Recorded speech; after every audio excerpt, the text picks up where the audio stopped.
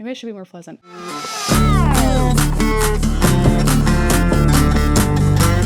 Hey guys, I'm Carly. I'm a digital marketer, I'm an equine videographer, and I'm talking way too fast, but that's okay. So I wanted to make this video in regards to kind of giving some beginner ideas on equipment, gear, all of that good stuff.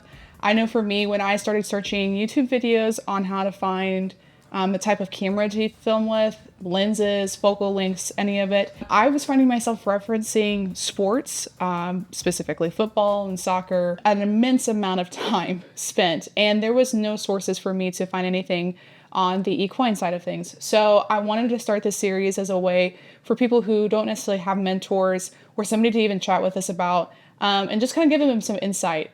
Now, my insight is not the only thing, or is not the hard truth. I just wanted to provide maybe some kind of jumping points for you to start with and do your own research by. I also have to make a disclaimer. God, I'm out of breath from this first thing. I am not an expert at all. I've been doing this for a couple of years with my own business. There are people who are way more advanced than me in terms of what to look for, the technology behind everything. So I do highly recommend still going out and watching YouTube videos on that, as well as talking to other professionals. Like I said, this is just my side of things and what was beneficial for me, and hopefully it will give you a head start. So let's get into it. Let's just talk about some beginner lingo really quick. Once again, I'm going to brush over this really fast because I am not an expert in this, and there's somebody else who could probably tell you a lot better. However, I do know the difference between a DSLR camera and a mirrorless camera. And I believe that a lot of companies nowadays do have a different line, especially the mirrorless line. And if you look at anybody on any kind of social media that has that high quality video, majority of the time, I'm pretty sure 10 out of 10 times, they're probably shooting on a mirrorless type camera. So when you're taking the time to look for something, if you're renting, if you're buying, look for a mirrorless camera. Some big key points that were important to me, especially looking at a mirrorless, was the videoing capabilities. Now, I do know a lot of people who, what's the word I'm looking for? They switch back and forth between photo and video. I still do that. However, I'm not as heavy on the photography side as some other people that I work with. So that was the reason though for me. And then two, the low light capabilities. I still have graininess, but usually it's because I'm shooting at night.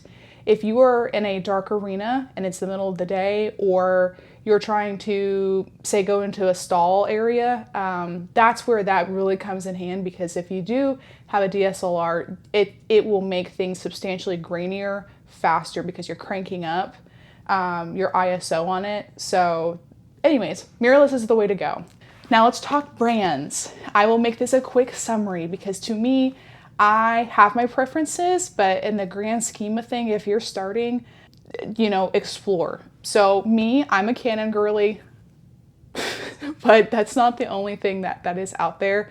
I think cameras have really advanced in today's times, so you pretty much have a wide plethora to pick from. So between Canon, Sony, Nikon, there are other brands that I know people that I directly work with that shoot on, and their stuff is really good. So in my opinion, if you want to get down to the nitty gritty, go look up all of the different specs, go look up all of the different people who are professionals and know how to be able to break all of the differences down if you want to get that in depth to it.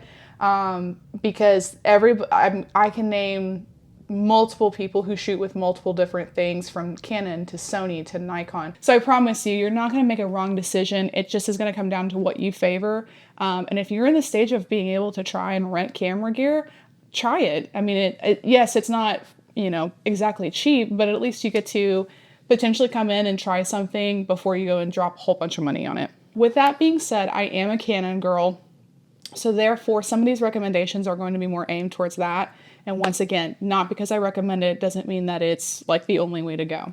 However, when it comes to Canon, what I can share is that I have filmed with multiple different cameras on their R series, and that's their mirrorless series.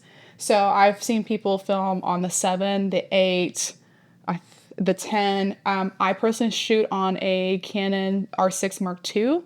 I have also filmed with a Canon R5, and I do know people who have done work on the 3, and I think the 1. Could be wrong on that, but I really don't know. Anyways, so once again, there's more experts than me on telling you all of the different breakdowns. My camera does what it needs to with it. I do want to invest into an R5 because it does have that step up in terms of filming in 120 frames, which is your slow-mo stuff, and we could talk about that in another video. But you can film at 120 frames in 4K, and to me, I can tell a difference. Can everybody else tell a difference? No. When it comes to social media, all of your stuff ends up getting brought down and compressed anyways. So to me, it doesn't make, when you're starting out and it comes to price and budget, if you have an unlimited budget, go for it. But if you don't, and you need to be smart, then that's where I came in terms of finding the R6 Mark II, because that's what I could afford at the time. Part 2, boop, boop, boop, boop, boop, lenses. I'm not a snob when it comes to lenses, but I do have my preferences. I'm kidding. I have zero preference because, once again, I ain't rich. When it comes to lenses, there's two. Once again, here's some wonderful beginner lingo. There is what are called zoom, or I believe telephoto. Probably going to get that wrong. Or prime lenses. And the difference is a prime is a fixed focal length, whereas a zoom, you can zoom in and out. And I'm sure you guys have probably seen the differences, but if nobody's explained that before, that's what that is. When it comes to me choosing lenses, the biggest piece of it is, what is the goal of the project? Am I sitting down doing an interview? Am I filming somebody across the pen? Because that's as close as you can get.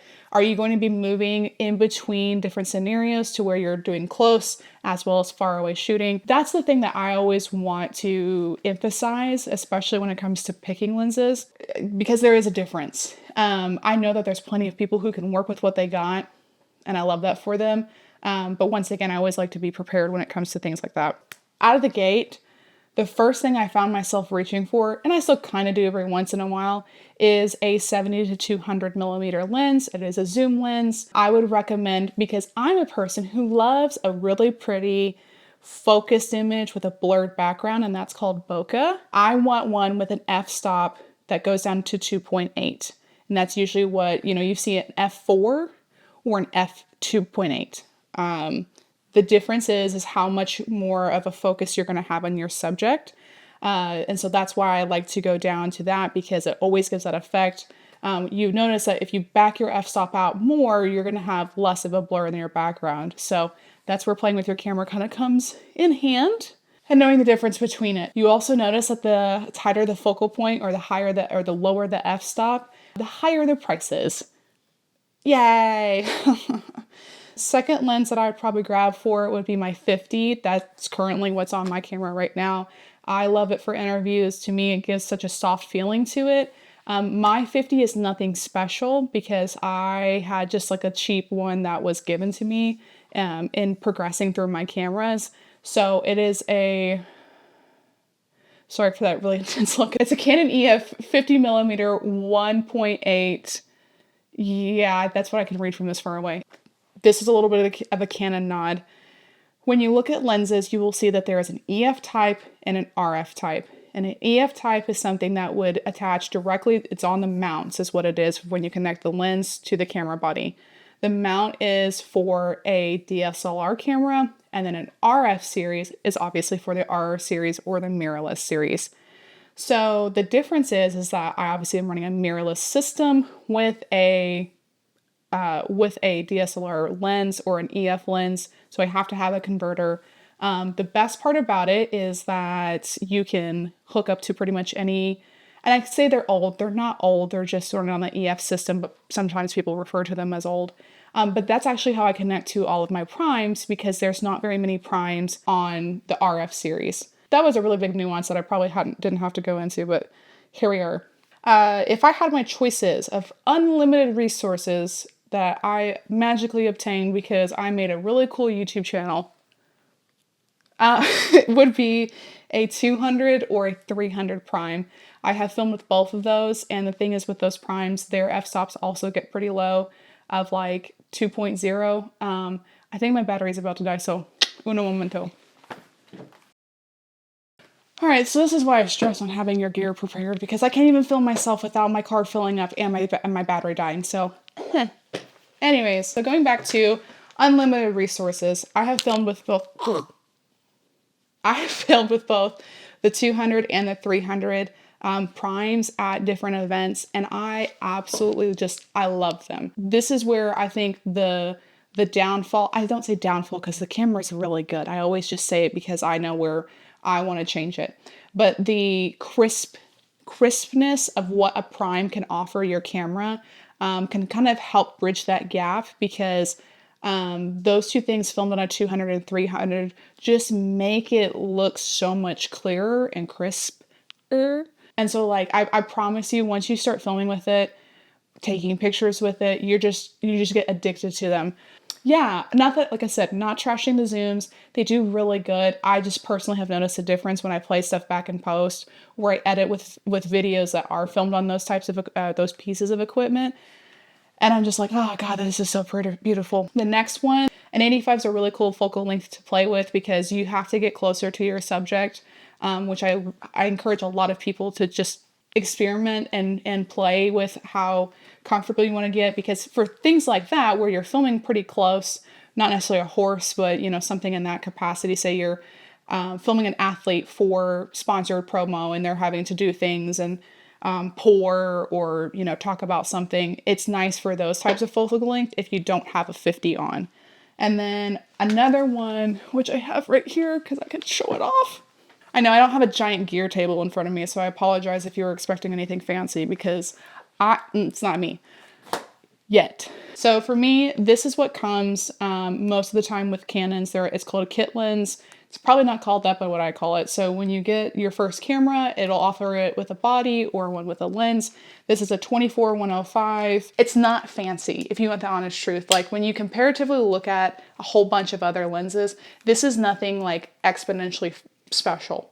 However, this sucker has saved my ass so many times, it's unreal. Sometimes I don't want to go out and get particular lenses for projects, and this will do that trick. And two, it's a zoom, so there is an ability for me if like for instance, I have one client where I have to film in the barn and then we go out and jump.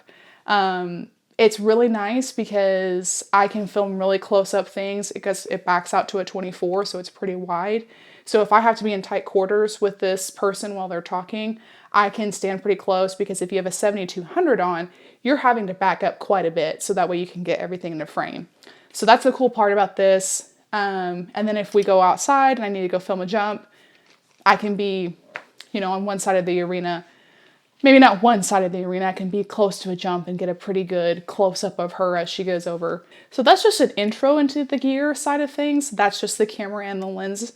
It's not including a whole bunch of other stuff that I have readily available in my bag, but I'm hoping that this kind of shares some insight to you to be able to kind of make a decision.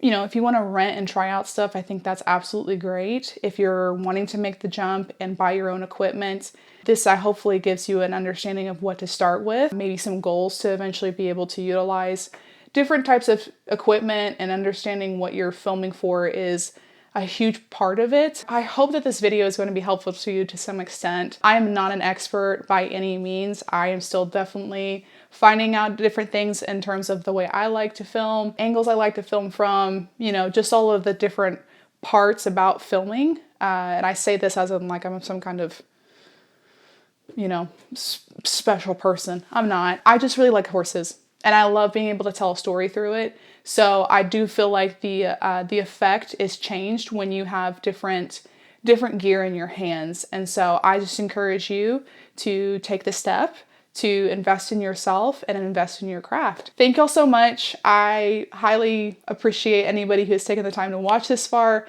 Anyways, thanks guys. I'll hope to see you in the next one.